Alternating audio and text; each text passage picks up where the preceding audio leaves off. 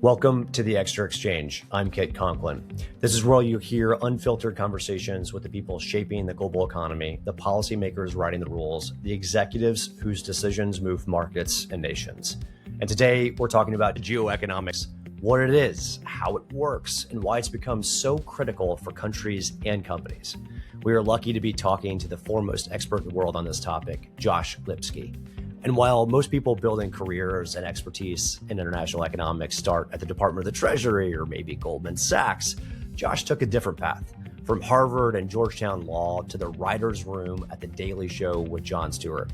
He went from there to the White House, to the State Department, and eventually to writing speeches for Christine Lagarde at the International Monetary Fund. Josh is now chair of international economics at the Atlantic Council. Welcome. Let's get to it.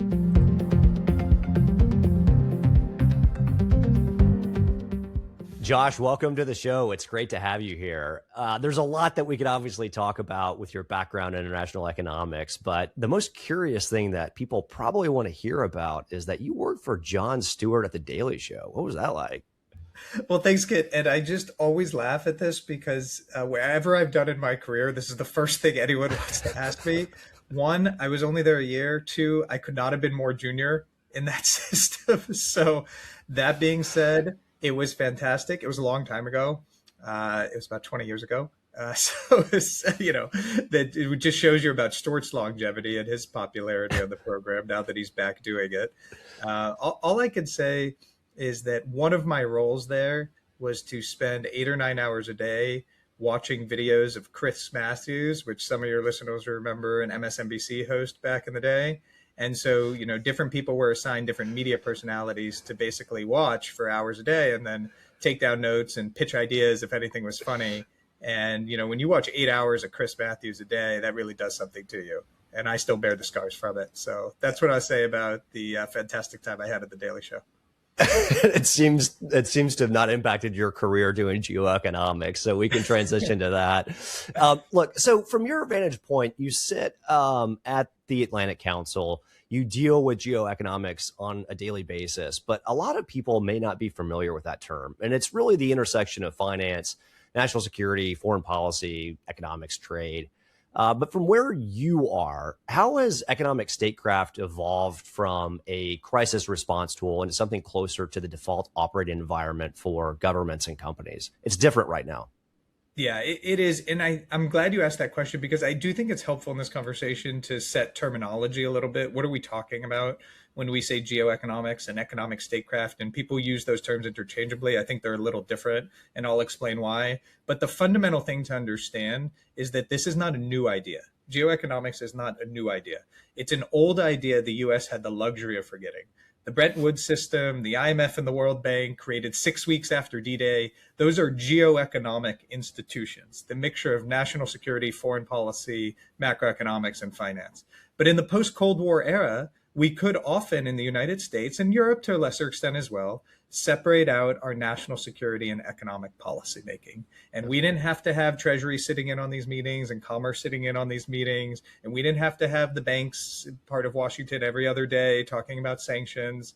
We don't live in that world anymore. And if you go to China, if you go to India, if you go to Brazil and ask them what geoeconomics is, they just say, yeah, that's policy. They don't have a word for geoeconomics. That's how a lot of emerging markets live every day, the intersection of national security and macroeconomics.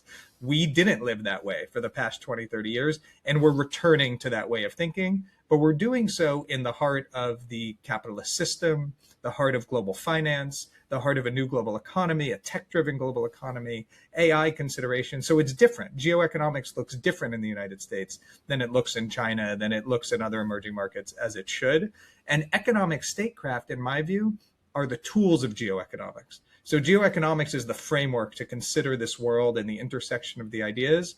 And by statecraft, we mean sanctions and export controls and tariffs. So the tools by which a geoeconomic mindset can be deployed. That's how we define it at the Atlantic Council.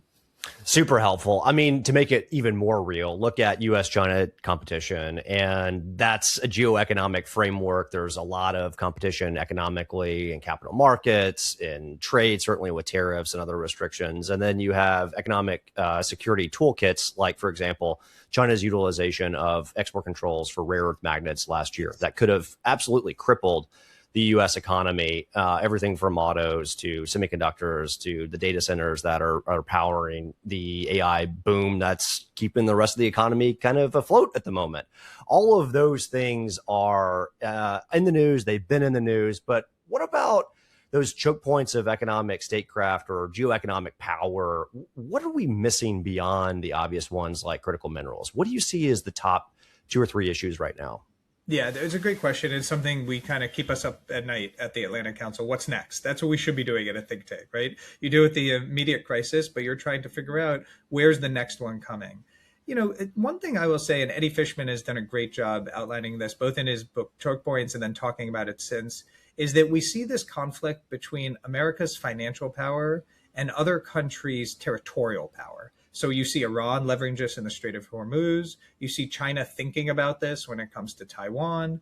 What are the geographic choke points versus the financial choke points? And I think the next big conflicts are not coming in the geographic choke points like we're experiencing now in the Strait of Hormuz, but they're coming in the financial choke points in the system. And here we're talking about SWIFT. Here we're talking about the banking system, how money moves around the world. The US has enormous leverage in that system. Others are trying to compete. And I think there's growing tension and frictions in that system. So when I think about the next choke points, I think about the subterranean network of financial pipes that connects the global economy and how that can be geopoliticized, geoeconomically thought of in a way that could have enormous ramifications for the entire global economy. It's super interesting. So the Wall Street Journal came out last week, or a few weeks ago, rather, with a story about the Iranian regime receiving billions of dollars in crypto to help offset some of the financial crisis that the country is under. When you talk about SWIFT and you talk about global capital markets, crypto's an aspect of that. Certainly, it's not the only one. But how effective are some of these tools that you just mentioned? Sanctions. It's not necessarily working that well if you look at, for example, whether or not the Strait is open right now. Yeah. And we have a 40-year history of sanctioning Iran, which is one of the reasons why when new sanctions are threatened, I think it has very limited impact for the Iranian economy that has lived under these sanctions for decades. So you don't have a lot of extra pressure to exert on that front.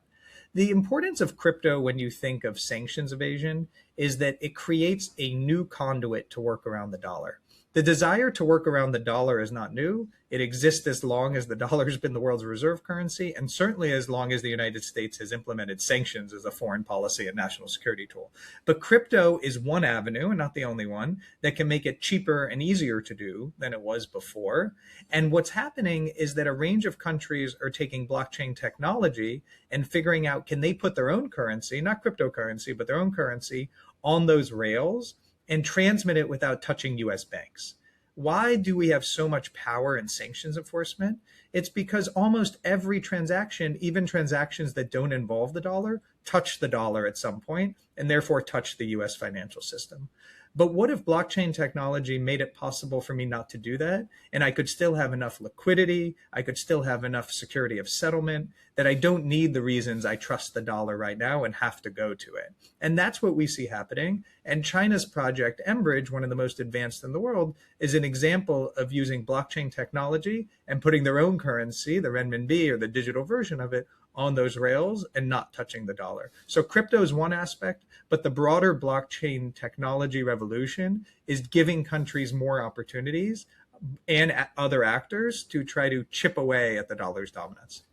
And you talk about the axis of evasion, this network of countries, China, Russia, Iran, North Korea, there's others, but the network or the axis of evasion, rather, they are using this technology. They are using ways to de-dollar their economy in a way that limits the overall power of the United States and our allies. The EU, for example, has announced 20 some odd rounds of packages of sanctions against Russia. The Ukraine conflict is still ongoing. Russia is still procuring military technology. They're still buying drone parts that are flying into Ukraine every day. The same for Iran. What do you see as a way to counter some of that? Or is there not anything that we in the West can do? No, there is something we in the West can do. I think it's a really important point, and I want to give a shout out to my former colleague Kim Donovan, who coined the term axis of evasion here at the Atlantic Council and her economic statecraft team, which captured exactly what we were talking about, this network of evaders around the world. We have a tendency in the West to look at that and say to other countries and other companies, don't join those systems. Don't be part of those systems. Don't be part of those networks. I think the more we say that, the more it just incentivizes countries and companies to find hedges. What we should be doing in the West is bringing the best cross-border payments technology to the table. Let's be very honest. Some of the systems we rely on are antiquated. They are in need of an upgrade. And we fall back on the legacy, the network effects, the scale of the dollar and its power to say, good luck to everyone else. You're not going to compete with us. Why don't we have a much more forward-looking approach, a much more innovation-forward approach? Do so with allies and say, here's the future of payments. And we're going to do it the dollar, pound, yen, and euro together. And by the way, any other country, you can't afford to be outside this system. So then if you want to go on the renminbi-based systems, good luck. But I think given the nature of global commerce and global trade, you're going to find it unavoidable to be part of this global network. And so it should be a much more proactive and less defensive posture toward these challenges. I think we will find diminishing returns if we just wag our finger at systems we don't like. It hasn't worked in the past, and I doubt it'll work in the future. I like to think of an example of a physical supply chain to help people in the audience that may not spend a lot of time thinking about de-dollarization conceptualize some of these issues, because they are challenging, right? So if you think about, for example, the F-35, the fighter jet that's used by the U.S. and allies around the world, that F-35 fighter jet had 30, 40 countries contributing to the parts, the systems, the weapons, the components that ultimately made that aircraft fly. Are you talking about something similar for payments? So the way to think about it is that right now, I always think about it in terms of pipes of the global economy, right? We build this infrastructure. SWIFT is at the heart of the infrastructure. US banks are at the heart of the infrastructure. The dollar is at the heart of the infrastructure. And it really is a US-European collaboration. I mean, you go back to the 1970s and the creation of SWIFT, Nixon broke the gold standard, and Citibank, which was then First National Bank, said, you know what, there's probably going to be a lot more cross-border currency transactions going on. If we don't have the gold standard, we could be the hub of that. And the Europeans said, no, wait, we don't want that to be dominated by the American banks. We want to do it here in Europe. And there are a few steps in between, but basically out of that, SWIFT was born. So we get this global financial architecture, this piping. What's happening now, and the way to visualize this for your audience, is that other countries are building alternative pipes. The pipes take a long time to build. It is not easy to build financial infrastructure and architecture, but once you build the pipes, water can start flowing through them, and that's the money. And so we only look at the pipes and say we're not worried because there's no water in them, but once the pipes turn on and the water flows, things can move very quickly. So that's how I think about it, and we have to pay attention to the incentive structure and the architecture that's being built around the dollar in real time. So for American companies that are listening to this and they make things, they sell things overseas, right? If you're an American tech company and you're exporting a full American AI tech stack program, data center build, the chips, the compute, everything needed to power a data center, for example, in Malaysia or Indonesia, is there a world in which that trade is not done in the dollar, but instead those American companies are having to do it in the renminbi or another currency?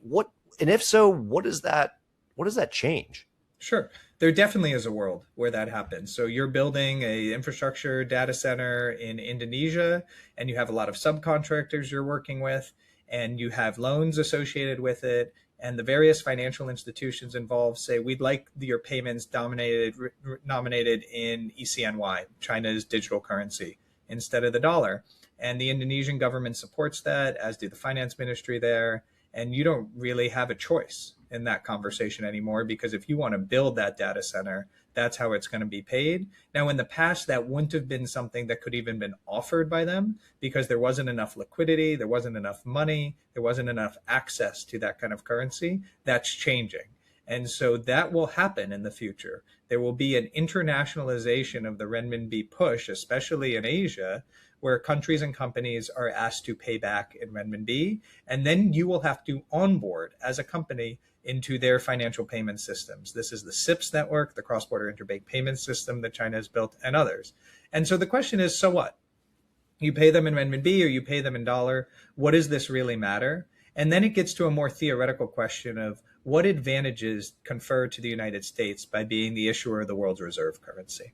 The first advantage, the most important, is macroeconomic stability and a seemingly endless demand for US treasuries. We do not appreciate in the United States what a luxury and privilege we have by the fact that the entire world wants to buy our debt at any time, anywhere. We live in a way that no other country gets to live. And maybe it has basically allowed us to do things fiscally that we wouldn't have done otherwise because of the incentives created around it. But the one I think about more is the national security implication. The more money moves outside the dollar, the less we can do sanctions, the less those sanctions bite. Now, you may say, and others may say, well, sanctions are ineffective, so that doesn't matter. I have a different view of it. I think sanctions have been very effective on the Russian economy. They have not destabilized the Russian economy. They have not turned the ruble to rubble, as was advertised at the time, but they have weakened the Russian economy. And I think we would lose the power of those sanctions and miss it. We would miss the national security power that comes with it. With all the problems sanctions cause and with all the backlash and with all the limitations they have, it would erode the national security and foreign policy power of the United States, just from a perspective of national security, to think about how the dollar could lose some of its privilege. And that's the world we're talking about. I can't say I'm super excited to see what that looks like, but it is interesting to think about some of these new tools. And to switch gears to a slightly different topic, there's been a lot of news recently, even out of the EU, on new economic security and statecraft tools. Things, for example, like new tariffs on sectors. Can you explain a little bit more about what you're seeing from Brussels and how that might impact what you're just describing? I think it's so interesting that Brussels is considering taking a page out of the US tariff toolkit. If you think about what has happened over the past year and a half with trade wars, the Turnberry deal, you would not think the Europeans would turn around to the US and say, oh, that's an interesting tool. Maybe we can use it on China. But that's exactly what's going on here.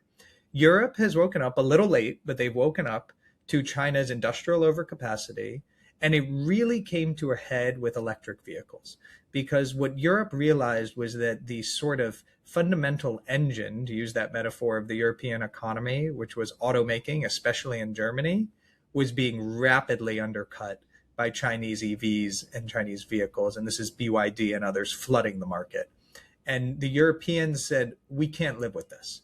This is now too core to our fundamental interest as an economic union. And so we have to fight back. That is not a conversation that we could have had 5 years ago about Europe. It is just, and it's still a tough one in Brussels, as the debate playing out over the coming days will show, but it's changed a lot in 5 years. It definitely is. Like, I remember when I was still with Congress, I went on a delegation to Brussels and we discussed Chinese overcapacity and what the EU is going to do when all of a sudden every product that is built in that market for that market can no longer be cost competitive because of there's so much output coming from China that prices, you can't fight them. And so it's not just auto companies, it's everything up the value chain and all the way down the value chain. Companies that are selling clothes made with forced labor that cost 50 cents a shirt being exported into the EU, that undercuts competitiveness as well. It's not just those high-tech products like cars, right? No, that's right. It's the entire value chain. And I think what Europe realized was it's moving from the low end of the value chain to the high end of the value chain. We're realizing this too in the United States. It's not unique to Europe.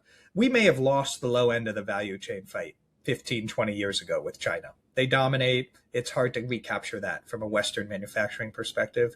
But from a national security perspective, we do not want to lose the high end of the value chain. We cannot lose, from a US and European perspective, automaking, industrial production, semiconductor production. There we have not just an economic, but a national security priority to protect these industries. And that's what you're seeing Europe wake up to. And so they're figuring out how can they protect those industries. And so they are developing what we would call, now we get very wonky, Kit, but a Section 301 like tool. The bottom line is it's a new tariff capacity for the EU to penalize Chinese imports and to do it on the justification of Chinese overcapacity, which did not exist as a justification before. That's the way to think about it. And it shows you how they've woken up to the problem. So you have Washington placing tariffs on Chinese products. You obviously have now Brussels considering very substantive tariffs against autos to protect their own industries. And there's other economic security and statecraft tools that are also being used by Brussels that we've only seen really out of Washington the last decade. So, for example, there's been other news coming out about the EU trying to come up with a new way to protect the chips that are being used and sold by European companies. There's a proposition right now whereby the EU would restrict the commercial engagements where a chip manufacturer has agreed to sell X number of chips to any company anywhere in the world. The EU is saying we need a policy lever that says, nope, nope, nope. We need these chips in the EU. We can't export them to the UK. We can't export them to the United States. We can't export them to Asia. This is a real wake-up call, and I don't think industries quite realized how much further ahead Brussels is on some of these policymaking tools than perhaps we've seen Washington in the last couple of years. Yeah. From your sense at the Atlantic Council, you obviously work with governments and policymakers all over the world, but you also engage a lot with companies and financial institutions. How do you see them reacting to some of this news? Do you think they have a good path forward, or is everyone still trying to wake up a little bit? It's a mix. It's a spectrum. You know, I talk to a lot of companies who say this is the new world and we as a company have to adapt to it. We're not going back. Countries are prioritizing national security over first-in-time supply chains. That is going to change our bottom line. That is going to change how we think about our business. And we know that won't shift as we operate overnight, but we understand we're in a 5 to 10 year transition. Other companies, to be honest, are much more in the when are we going back mode. That's a mistake. We are not going back from a Western perspective in the near and medium term. We are living in a geoeconomic era. Will it last forever? I don't know, but it's definitely going to last for the next 10 or 20 years from my perspective. And it's going to look very different than the post-Cold War globalization era that we've come out of. And therefore, you see a different reaction based on the kind of company. You know, I speak with a lot of European companies. You get a different perspective in Germany or France and Italy. So it's not one size fits all. The way I always frame this, Kit, not to be overly stark about it, is imagine you were a German company in 2014 and Putin annexed Crimea, and you knew what would happen 8 years later in 2022, what he would do 8 years later. What would you do to diversify your supply chains over those 8 years? Okay, now take it to the China context. You're a company, you see what's going on between the US and China and the rest of the world. What will you do to protect your company, to diversify supply chains? Because I don't think companies are going to be able to go back to their shareholders in 10 years and say, we didn't realize we lived in this geopolitical conflict era. Look what's happened. It's there. The signs are out there. And so I think it's incumbent on everyone, governments and companies alike, to say we live in the new era and we have to prepare for it.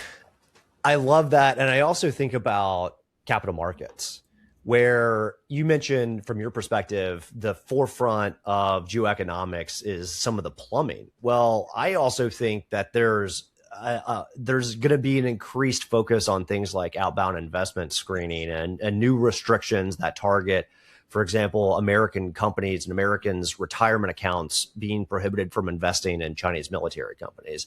I think in the national security community, that seems like a no-brainer. But when you dive into it and when you have conversations with financial institutions and you talk to folks in New York, well, there's a concern, obviously, about the implications for restrictions like that. What do you think when it comes to outbound restrictions and the role that outbound can or should play with respect to some of the supply chain considerations you just mentioned? Yeah, and this really gets to the heart of what I see as the tension between New York and Washington. And that I mean not just New York and Washington, but really financial and political capitals around the world. So political capitals have woken up to the geoeconomic era in various parts of the spectrum, depending on where they are. And financial capitals are further behind on that. And I think that Washington needs to actually listen to those concerns and not just drive forward only and say, we're going to do this and you're going to have to get on board. Because if that happens, you open up a world of undercutting the policy regimes in a country, right? So you can do all the outbound you want and you can have all the laws and all the sanctions compliance, but you create the incentives, as we were talking about earlier, to work around those systems versus figuring out a way to do this in tandem with the private sector. How do we bring your concerns on board to this process? How do we make sure we're not overburdening consumers and passing on costs to them in an era of higher inflation that we've come out of? Because that's what's going to drive political decision making in this country. And so I think the concerns are valid, is what I'm trying to say. The concerns of companies are not just, we want unfettered access to every market and why are you stopping us? Companies are saying, we have a global economy and now you are trying to somehow blockade that global economy. And we understand you have a national security priority in doing so, but we also don't want to undercut the entire global system while we do it. I think that's a valid concern, and we have to work together to figure that out.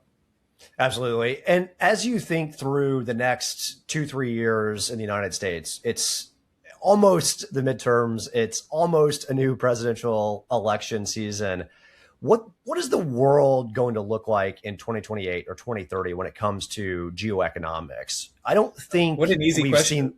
I don't think we've seen the last of the tools being created and deployed. There seems to be a lot of room for growth when it comes to regulation in this specific topic. Any thoughts? Yeah, so we are in an era of innovation of geoeconomics. And what I mean by that is that while I said in the beginning that geoeconomics is not a new idea, it's an old idea, it's going to look very different in its reinvention phase in the 2020s and 2030s. And you just have to look at how the G7 froze 300 billion in Russian sovereign assets, something that would have been unimaginable before, to think about the scale of what can happen in the new era of geoeconomics. So, Kit, we're talking about the traditional tools, financial sanctions, export controls, but get ready for a new set of tools in the era of geoeconomics. AI will play a role in all of this. We will find ways to leverage the financial power of the United States and in creative ways use that to influence and implement US foreign policy. But what we realize in the US, or should realize, is that this is only effective when done with allies. And there you can actually leverage the combined power of the G7 in a way that is effective. We saw that vis-a-vis Russia, but done solo, these things can be undercut both by allies and adversaries alike. So I just think the tools will continue to be developed and national security will take a higher prominence than it has in recent decades in policy making, both in financial capitals and political capitals. Josh, awesome analysis. I always end with this. What's the most favorite book that you've read recently? Well, I just finished. Well, first, I'm reading a lot of different books to my kids. So let's see. I'm thinking of like my 5-year-old, what I read with her last night about bugs, but I'll give you something else. Apple in China. I just read the Pat McGee book, which I think actually speaks to a lot of this new era. You know, Apple operated in the old era. And that book is about Apple basically being the key US company in the old era and taking advantage of the dynamics it presented. And that book is really about, in the end, how Apple will or will not navigate this new era of geoeconomics. So that's what I just finished and feels very relevant to our topic. Yeah, definitely. Well, Josh, thanks for joining us. It's been a pleasure. Thanks, Kit. Thanks for having me. Special thanks to Josh for taking time out of his schedule at the Atlantic Council to join us today for this discussion. Geoeconomics may be a buzzword that will win you a Scrabble game, but it's also super important as we think through what the future of economic security, national security, and foreign policy look like. If you enjoyed today's conversation, subscribe, share it with somebody that needs to hear it, and we will see you next time for another unfiltered conversation with the experts moving markets and nations.